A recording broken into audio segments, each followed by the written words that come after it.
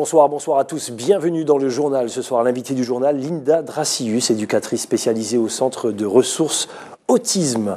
On va parler de la journée mondiale de l'autisme qui aura lieu ce jeudi 2 avril à Kourou, à Saint-Laurent-du-Maroni, mais également à Cayenne. Beaucoup de questions autour de l'autisme et des réponses aussi sur notamment cette manifestation. Comment ça se passe? Avec qui?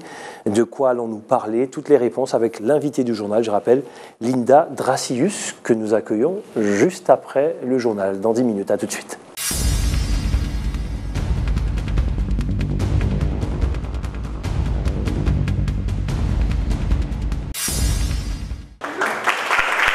C'est une première. Le lycée Melchior Garry a décidé de mettre en avant 26 élèves. Des élèves méritants, mais pas uniquement pour leurs résultats et leurs notes. Ce matin, ils ont reçu le diplôme de la persévérance scolaire. Il prend en compte l'assiduité, les efforts, l'engagement à l'intérieur de l'établissement. C'est important de remercier et de distinguer ces élèves qui ne font pas parler d'eux. Sinon, ils vont traverser leurs années scolaires avec même pas un merci, même pas des félicitations, c'est dommage. Or, ils sont présents, ils font le maximum, ils font des efforts et ils sont exemplaires, donc ils méritent à ce titre d'être soulignés. Ces prix ont été décernés par un jury composé de professeurs, des membres de la direction et de la vie scolaire. Les élèves sont heureux et fiers d'avoir reçu cette récompense. C'est agréable et aussi on se dit que même si on travaille pour nous-mêmes, c'est gentil de la part de l'établissement ou etc. de recevoir quand même une petite récompense pour notre travail. Ça m'a récompensé les efforts faits pendant ces 3 années puisque je suis en terminale. Donc je trouve ça assez bien, ça réconforte on va dire. On n'a pas fait tout ça pour rien. C'est un moyen déjà d'encourager les élèves parce que la terminale S c'est quand même dur et ça nous montre que quand on fait des efforts, on est récompensé.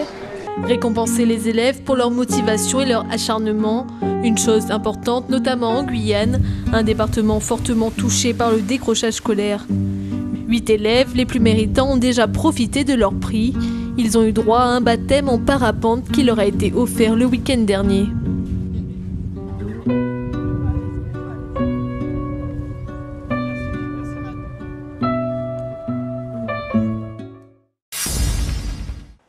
Les 43 enseignes Only des Antilles-Guyane vont passer du rose au rouge cette semaine. L'opérateur téléphonique SFR débarque et récupère les 22% de part de marché de Only. Alors les clients actuels, qui sont les clients Only, sont bien sûr restent nos clients.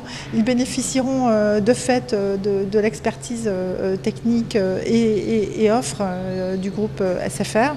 S'ils veulent changer d'offre, bien sûr, ils le pourront, mais désormais ils seront intégrés dans l'univers SFR. SFR veut se positionner en tant que leader. Pour atteindre cet objectif, l'opérateur entend investir dans la qualité de la couverture du réseau, proposer des offres concurrentielles et celles du haut débit mobile 4G.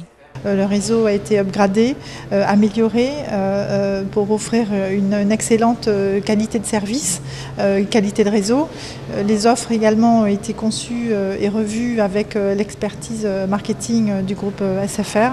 Donc une offre enrichie, notamment en termes d'illimité, en termes de contenu télé qui seront proposés aux clients.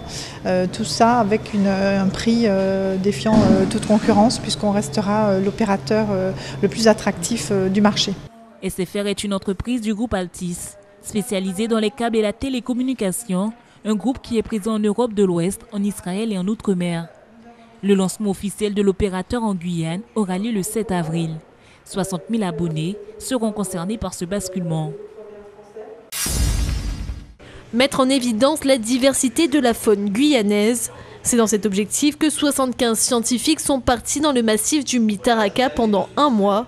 Dans le département, environ 18 000 espèces sont recensées contre 100 000 attendues. De retour de cette expédition, un travail de récolte des données commence.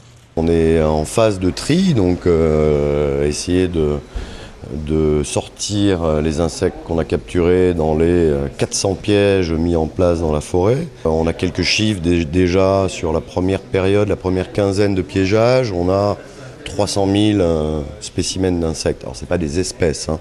C'est 300 000 bêtes, voilà, qu'il faut maintenant répartir par ordre, par famille, et puis plus tard par genre et par espèce par des spécialistes dans le monde. L'expédition n'a pas été de tout repos. Le terrain était accidenté et boueux, mais cela n'a pas empêché les chercheurs de mettre en évidence de nombreuses espèces. On a quelques 60 espèces de reptiles et une soixantaine aussi d'espèces de grenouilles amphibiens. Il fallait être très attentif à ces serpents avec 2 bandes pour lesquelles on n'avait aucun spécimen en fait. Donc c'est une espèce très rare qui a été vue pour l'instant, c'est la 3e fois en Guyane, qui est connue ailleurs au Brésil de quelques exemplaires. Et donc ça va être le premier spécimen qui va nous permettre surtout notamment de vérifier au niveau génétique si c'est la même espèce qu'on trouve ailleurs en Amazonie. Les espèces trouvées seront envoyées au Muséum d'histoire naturelle. Une petite équipe de chercheurs repartira cet été dans le massif du Mitaraka. Objectif, poursuivre l'inventaire des espèces à une saison différente. Para el centro, ahí va a venir la pelota para donde está Benzo.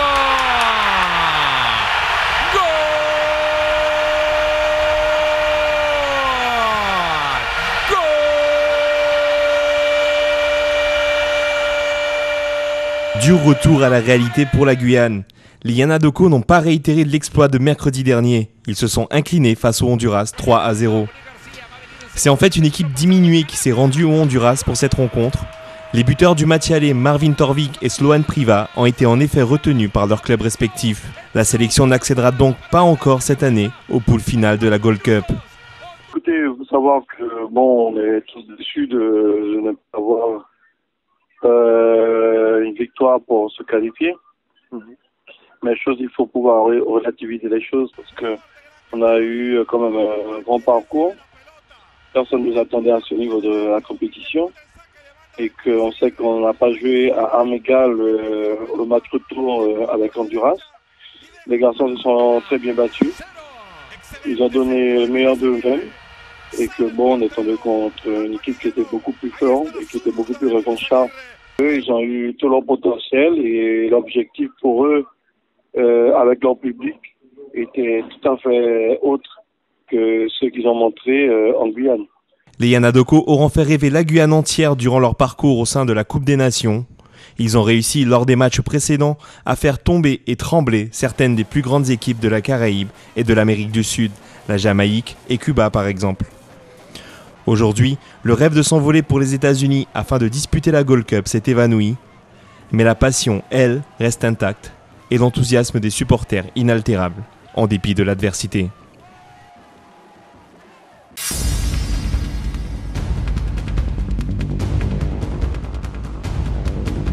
De retour sur le plateau du journal avec notre invitée ce soir, Linda Dracius. Bonsoir. Bonsoir.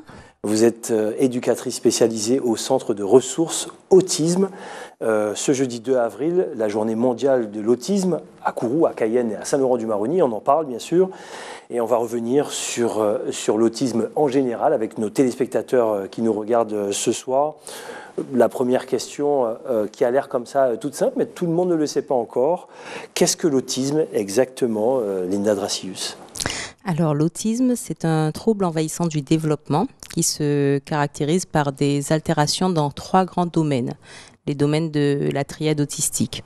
Donc au niveau de la communication, au niveau des relations sociales et au niveau du comportement et des intérêts que peuvent présenter la personne. Donc la communication, ça va être une absence, voire un retard de langage. Donc et même quand le langage se développe, il n'y a pas valeur à communiquer. C'est vraiment un langage un peu égocentrique avec un jargon, parfois des mots, mais pas des mots pour communiquer. Au niveau des interactions sociales, ça va être, on pourra observer une attitude de repli sur soi, un enfant qui ne va pas forcément vers les autres, qui ne cherche pas à interpeller les autres pour jouer ou bien interpeller maman, papa pour montrer un objet, pour partager un intérêt. Et puis au niveau du comportement et des intérêts, on va retrouver parfois des mouvements stéréotypés, donc ce qu'on appelle les balancements d'avant en arrière ou de gauche à droite, qu'on ne retrouve pas forcément chez toutes les personnes avec autisme, mais qu'on peut retrouver. Et puis des intérêts assez restreints. Donc c'est vrai que je dis souvent enfant parce que les symptômes apparaissent avant l'âge de 3 ans.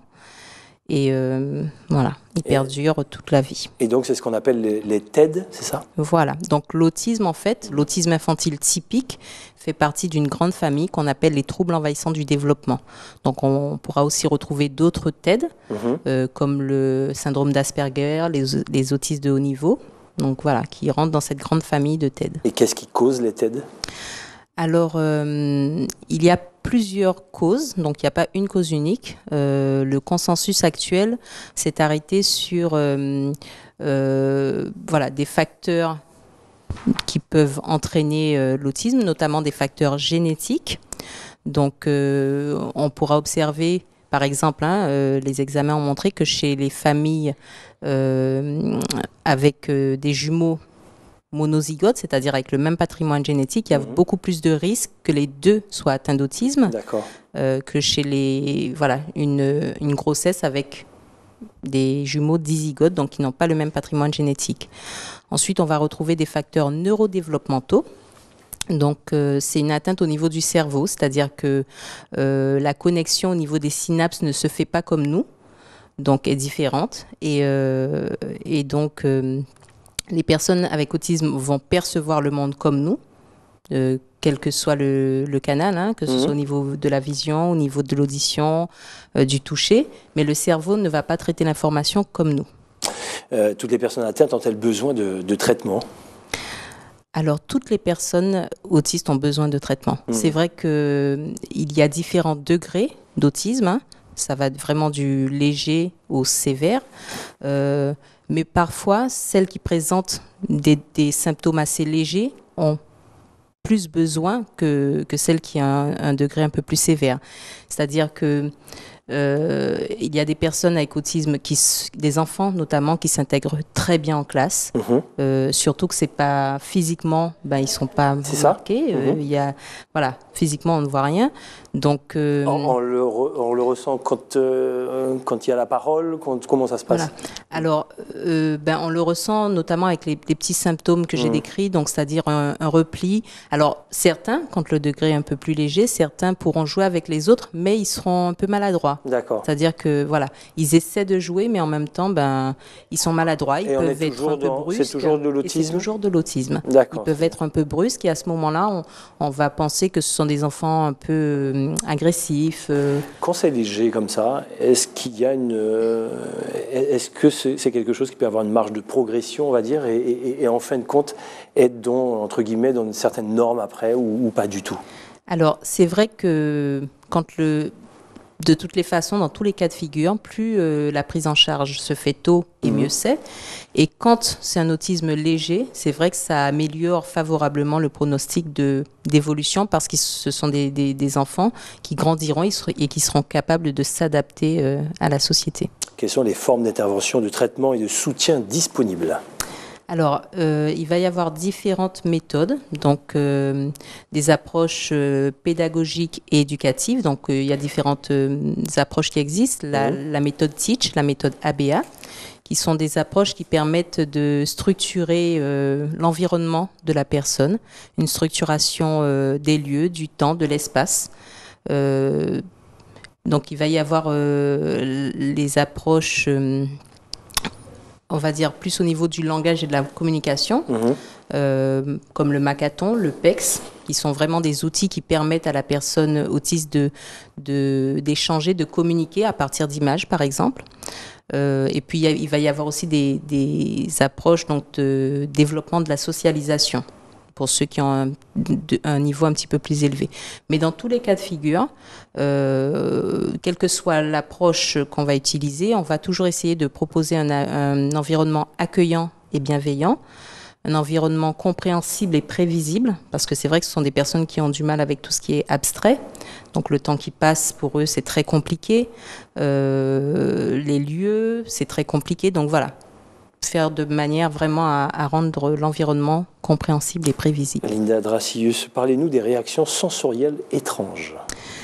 Alors les personnes, pas toutes, mais les personnes avec autisme ont souvent une hypersensibilité ou au contraire une hyposensibilité sensorielle, que ce soit au niveau du bruit, que ce soit au niveau de de la luminosité, du toucher.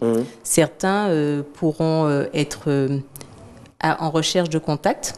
Et puis d'autres, ça va être très très difficile pour eux juste d'effleurer la peau. D'accord. Et ce qui est particulier chez les personnes avec autisme, c'est que c'est quelque chose qui module. Donc pour un même sujet, parfois, ça va être, ils seront très sensibles au toucher. Et à d'autres moments, ils pourront avoir vraiment un stimuli très très fort et ne rien sentir. Pareil pour le bruit. Par exemple, le bruit de la clim, là, on ne l'entend pas. Mais pour certains, ça va être très, très insupportable.